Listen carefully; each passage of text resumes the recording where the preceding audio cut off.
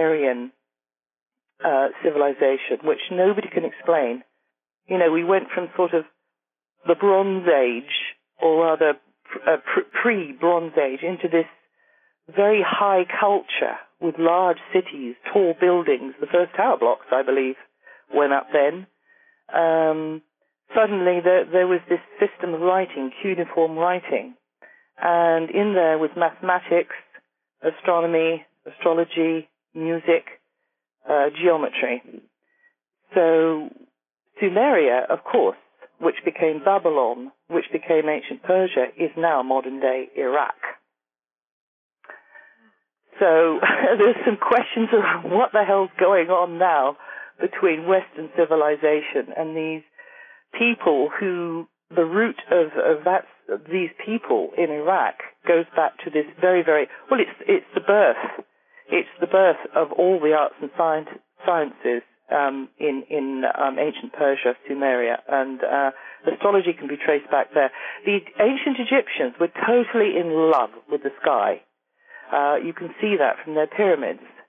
The pyramids at Giza line up with Orion's belt, which wasn't Orion to the Egyptians, by the way. It was their god, to which they had many temples dedicated, the god Osiris.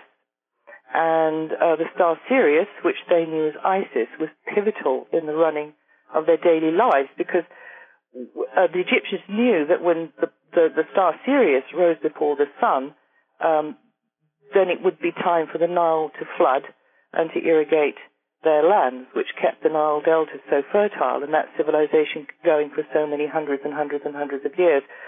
And there were temples both to her and Osiris, and they went to all that trouble to build those pyramids. Not only did they mirror Orion's belt in the sky, which is 3 stars, those 3 pyramids at Giza, but the Great Pyramid has star shafts built into it to spotlight particular very bright stars, large magnitude stars.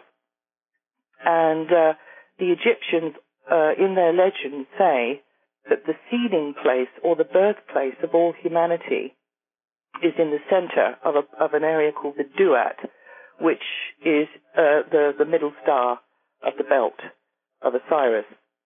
And that the pharaoh, when he died, would return with all his worldly goods. That's why they buried them. You know, they mummified them and they put all their chattels in there and their possessions and sometimes their animals and even their wives in the sarcophagi and buried them in the Valley of the Kings, ready to go back to the Duat. So over history, the sky, the stars have been very, very important. In fact, they knew so much more about the positions of the constellations and the cycles. And do you know what? The ancient Sumerians called our planet the 7th planet. Well, if we count out from the sun, the Earth is the 3rd planet, and we call it the 3rd planet. You know, there's even a comedy program on the TV called Third Rock from the Sun. But if you're coming in from deep space, as the Anunnaki were meant to have done, you count in from Pluto, we are indeed the 7th planet.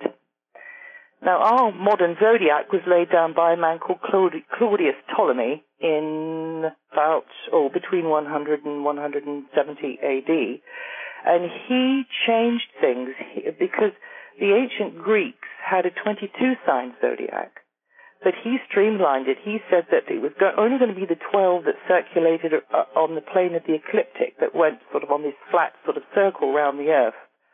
And he streamlined it down to the 12 that we know today.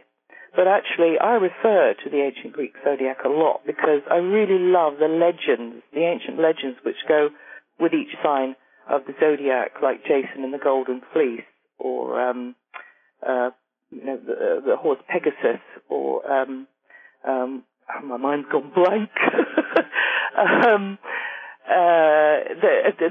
The ancient Greek legends apply to characteristics that we humans have, and in a very genuine way, of course.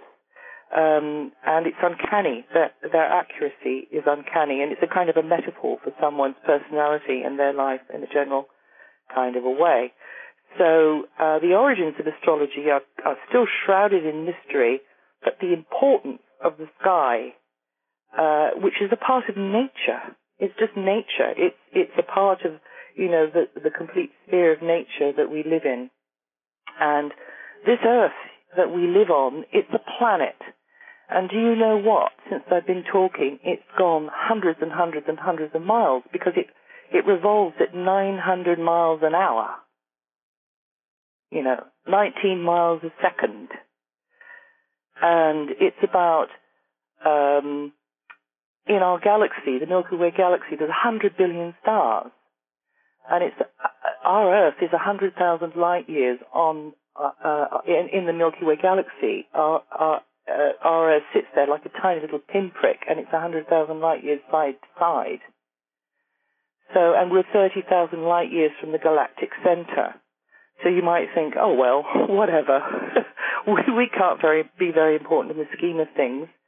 But like the Buddha said, there is not a petal or a leaf that drops without a vibration being sent across all the planes and all the dimensions. So we are very, very important. And what's coming up in the next few years is going to be uber important, I think, because looking at the astrology as we come up to 2012, it does actually show that things are going to culminate.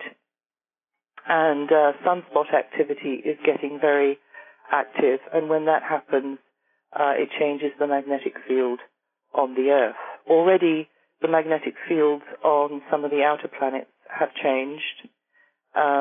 We know that the planets and our planets flip their poles from time to time, and the ancient Egyptians and the Mayans left messages and markers for us to puzzle out and work out.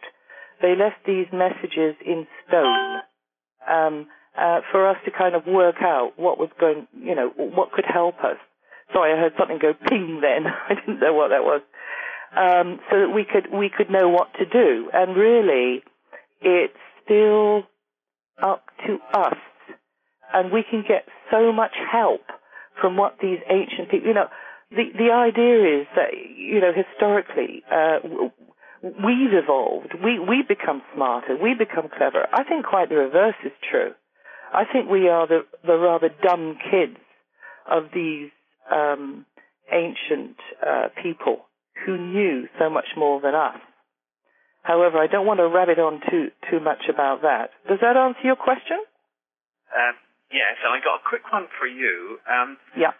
If astrology was so all-important to these ancient civilizations, at what point did it become less important, and then what kind of took its place? I got an idea of what I think might have took its place. It was all important for a long period of time, and then at some point it became less important.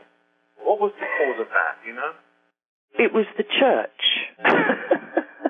Well, in the Middle Ages, we had alchemists, and Copernicus came along 5,000 years after the Sumerians wrote it down on the clay tablets and said, oh, hang on a minute, we go round the sun doesn't go round us, and this was big news, and he nearly had his head chopped off for it. Because we came into an age of repression. For thousands of years, we have a cycle with our whole solar system. The whole solar system now let me just see here now. It's, I think it's 62 million years. So we're talking big numbers here. The whole cycle, in the whole cycle. The whole of